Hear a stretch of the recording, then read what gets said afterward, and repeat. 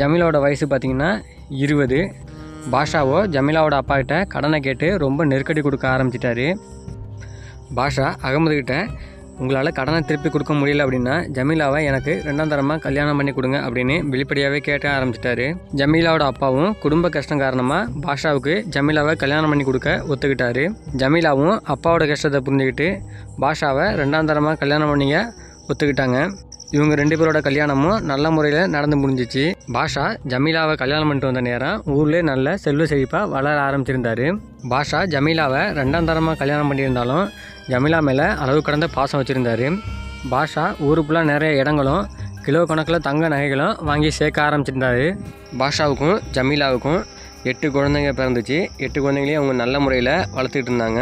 ஜமீலா சிறு வயதில் ஏழ்மையில் வளர்ந்ததுனால தான் பட்ட கஷ்டத்தையும் அவமானத்தையும் மறக்கிறதுக்காக எல்லார்கிட்டையும் தன்னை பணக்காரியாக காட்டிக்கணும்